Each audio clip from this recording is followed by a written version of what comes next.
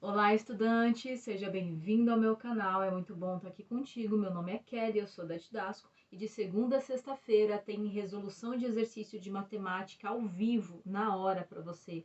Tem conceitos de sociologia, psicologia, história nas redações. Eu sempre trago aqui de forma bem simples, bem clara, bem resumida. E claro, tem aquelas dicas de estudos, porque afinal de contas, estratégia na hora de estudar conta muito, vale muito a pena no nosso resultado, né? Bom, sem mais enrolações, o conteúdo de hoje é sobre como que eu utilizo o Dia Internacional da Mulher dentro das minhas redações. Quer ver só? Pega papel e caneta, pega aquela água e cola o olho aqui comigo.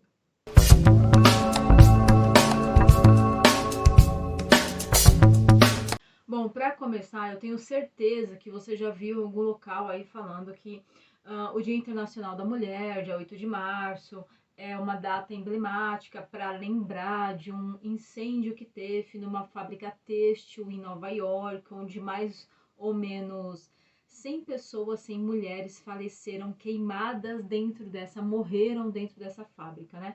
Sim, pessoal, teve esse episódio, mas a gente não pode desconsiderar que foi tudo uma construção de fatos, que o que culminou ali no século XX começou lá no século XIX. Eu quero trazer todo esse conceito para você, porque aí você pode utilizar na sua redação qualquer um desses fatos históricos que eu apresentar aqui para você, aquilo que mais fizer sentido, tá bom? Bom, para a gente começar, tome nota aí. Primeiro a gente tem que considerar que no século XIX já havia na Europa e nos Estados Unidos bastante movimentos femininos que pleiteavam, que buscavam, que pediam a diminuição de 15 horas de trabalho, exatamente, trabalhava em média de 14 a 15 horas de trabalho. Os salários era menos da metade dos salários que os homens recebiam e pela mesma atividade, tá? Vamos supor que minha atividade era colocar tampinha nessa lapiseira aqui. Se o Joãozinho, o Marilzinho, o Chiquinho fizesse a mesma atividade que eu receberia 50% do valor, ele receberia 100% do valor.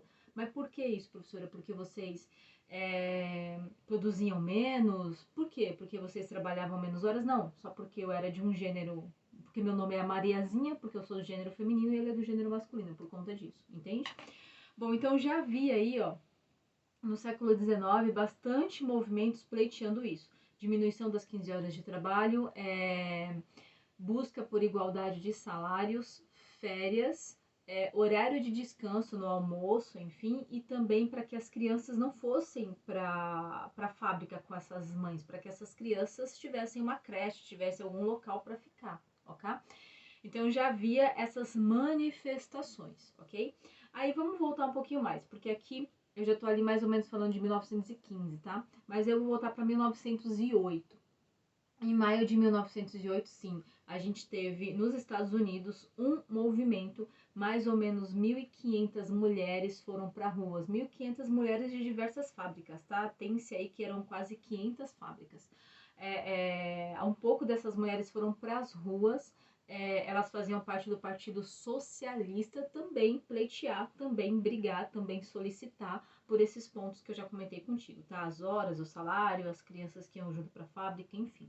Então você percebe que eu já estou no segundo fato, tá? Agora eu quero trazer mais um para você que foi um movimento que tomou muito mais força. Foi em 1917. Esse sim foi no dia 8 de março de 1917.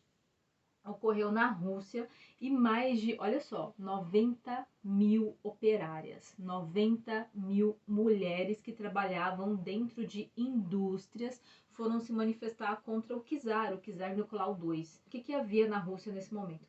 Bom, no período histórico, assim, para te dar um mais geral, a Rússia, nesse período, ela estava com uma grande seca, com grande miséria, grande desemprego. Isso estava afetando a população no geral, tá? Homem, mulher, criança, enfim, no geral. Bom, mas aí essas mulheres, o que impactavam tanto elas, né? Imagina, elas trabalhavam, recebiam lá metade do salário dos homens, mesmo assim, não viam, havia muita produção industrial, mas elas não viam esse retorno na economia, a fome não diminui, a miséria não diminui, o trabalho é muito extenso, então não faz sentido, ô Nicolau. Eu tô vendo aqui que eu tô trabalhando 15 horas por dia há anos, as mulheres estão todo mundo trabalhando muito e mesmo assim há muita fome, muita miséria, o trabalho é muito desvalorizado, então olha só. Mais ou menos 90 mil mulheres foram para as ruas, vou repetir a data, no dia 8 de março de 1921, na Rússia, tá? Pleitear, solicitar isso daí. Bom, esse foi um evento, imagine assim, né? Quase 100 mil pessoas, né? Esse foi um evento de maior proporção. Aí esse evento teve força para várias questões políticas, várias discussões, várias reuniões, conferências, e só em 1921 aí sim se tornou o Dia Internacional da Mulher, dia 8/3, por conta de ser um movimento que teve muito mais força, você entende? Que influenciou muito mais. Aí, em 1945, imagina só, né? Mais de 20 anos depois, a ONU realmente reconheceu esse Dia Internacional da Mulher. E em 1977 é que isso tomou muita força, porque aí mais países aderiram. Houve bastante. Sempre quando se tem, pessoal, uma data comemorativa, a ideia não é que ela só seja um feriado ou que você lembre daquilo para fazer posts bonitinhos, mas que você entenda a necessidade de conscientizar, de continuar com aquela força, né? Porque se não tivesse tantos movimentos assim, ou se você não separar uma data para lembrar, para conscientizar disso, esse movimento ele vai perdendo força, ele vai se apagando ao longo do tempo. E aí vai se apagando ao longo do tempo, vai perdendo força, todas as problemáticas elas tendem a voltar, né? O passado, o presente é uma repetição do passado. Muitos historiadores falam isso. Quando você não permanece com o trabalho, quando você não permanece com a atitude política no dia a dia, né? Bom, e aqui no Brasil especificamente, que eu quero trazer para você, que também vale muito a pena para você colocar na sua redação, em 1932, na Revolução Constitucionalista, é que as mulheres puderam passar a votar. Até 1932 as mulheres não votavam, não faziam parte do sufrágio universal. E outra formação importante, em 1985, é que sim surgiu a primeira delegacia da mulher. Então, olha só, todos os dados que eu estou te dando aí, desde alguns movimentos na Europa e nos Estados Unidos, até a grande manifestação na Rússia, tudo isso você pode utilizar na sua redação como pano de fundo, como fato histórico para se falar do quanto que isso é recente. Imagine, né? A gente está em 2000 e está falando de fatos que tem um centenário ou 2 centenários, o quanto que isso é recente. Você está falando de 2 centenários dentro de 20 centenários, né? Que são 2000 anos de trabalho, né? E que isso só tomou muita força. O ponto mais importante, tá? A gente olha para a história e justamente faz essa pergunta: caramba, a gente está no ano 2000 e essas manifestações iniciaram em 1900, em 1800. Poxa, então em 1800 anos sempre foi esse olhar, sempre foi essa tratativa com o trabalho, com a mão de obra feminina, tá? Sempre muito desvalorizada, muito fora ali das atividades políticas e sociais. Quando você olha isso, você deve sempre trazer o conceito de igualdade de gênero quando a gente fala de sociedade, quando a gente fala de produção política, quando fala de produção de riqueza. Esses indivíduos, eles ambos eles estão dentro de um corpo social, ambos têm papéis sociais e devem ser remunerados no seu papel social, principalmente quando eles exercem o mesmo papel. Lembra? Todos estão colocando a tampinha nessa lapiseira aqui. Não importa se é gênero masculino ou feminino, não é o mesmo trabalho, não é a mesma qualificação. Então deveriam, em teoria, receber o mesmo valor.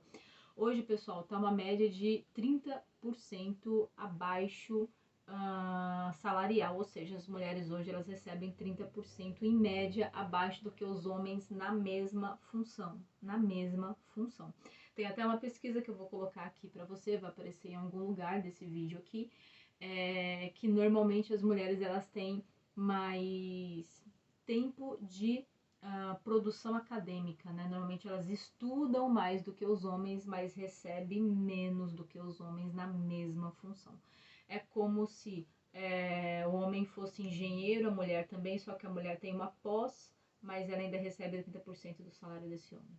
É mais ou menos isso na prática, pelo que a gente pega, interpretando aí as pesquisas, os dados levantados, tá bom? Bom, Pro, já entendi muito bem como que eu posso utilizar isso na minha redação. Coloque lá, aborde, explicite, avalie na redação que essa é uma construção histórica muito recente ainda, essas transformações ela ainda tem muito para ocorrer e que elas devem ser sempre lembradas, sempre conscientizadas, valorizadas como patrimônio histórico, para que não se perca, para que não se desvalide, sabe? Para que não se banalize o quanto que foi conquistado até aqui, para que de repente as gerações futuras, as suas filhas, as suas netas, as suas bisnetas, quem sabe quando elas estiverem trabalhando, elas recebam o mesmo valor que um homem. Eu sempre gosto de deixar, pessoal, uma reflexão aqui no final para que você, né, normalmente quando eu produzo uma escrita, eu produzo diferente de você, que produz diferente de outra pessoa, porque cada um tem um olhar, né, cada um tem um ponto de vista, uma interpretação, um viés de um determinado conteúdo, tá? Então eu quero deixar aqui também o ponto final, a cereja do bolo desse vídeo aqui para o final. O que você deve muito considerar quando você está escrevendo uma redação é que todas essas contribuições históricas, sociais e políticas para falar dessa desigualdade de gênero na questão social, financeira, política, ela deve ser sempre relembrada, sempre validada, valorizada, e tudo que se construiu até aqui não deve se perder. Deve sim dar continuidade no trabalho, porque tudo aquilo que você não enraiza, não valida, não valoriza dentro de uma sociedade tende a se perder, tende a cair no esquecimento. Então esse é o ponto fundamental das datas comemorativas no Brasil e no mundo, que tudo que se foi feito na história seja relembrado, seja contado, seja distribuído, seja disseminado na população, porque isso tende a incutir nas pessoas, a incentivar os indivíduos, incentivar essa sociedade a continuar com esse trabalho. E continuando com esse trabalho, você vai continuar desenvolvendo essa população, tá? E quando eu falo aqui desenvolver a população, é olhar no geral, né? Necessariamente olhar a questão de se é homem ou mulher, mas se é um indivíduo, se é um ser humano que está desempenhando um papel social e se ele está contribuindo num papel social, você presta um papel para o outro, né? Então, se você, seja Joãozinho ou Mariazinha, está prestando um papel social para uma empresa, para um indivíduo, você deve ser valorizado de forma igualitária, até porque é nessa construção da história que você desenvolve uma civilização, é nessa construção dos fatos históricos, dos comportamentos sociais, que você olha para uma sociedade e realmente consegue enxergar nela pontos que foram aprimorados, aperfeiçoados, melhorados. Vê se faz sentido aí para você, tá bom? Bom, é isso, pessoal. Então você pode utilizar tanto a questão da Rússia, quanto a questão dos Estados Unidos, quanto a questão do Brasil. Te dei 3 fatos históricos, na verdade, e você pode escolher um para falar da construção histórica nessa manifestação social que é vista e lembrada dentro de um dia no nosso calendário. Bom, veja se fez sentido aí para você. Agora sim, né? Vale um joinha, vale se inscrever no canal. De segunda a sexta-feira tem material assim simplificado, distribuído de forma bem leve, bem clara, bem objetiva para você. Também quero te conhecer um pouquinho, deixa aqui nos comentários se você já tem utilizado o Dia Internacional da Mulher dentro das suas redações, se você tem mais alguma outra manifestação social, com certeza vai ter alguma outra de menor volume, entende? Mas tão importante quanto. Divide aqui comigo, vou adorar conhecer um pouquinho, tá bom? Obrigada por hoje, até a próxima e vai lá, gabarita essa redação.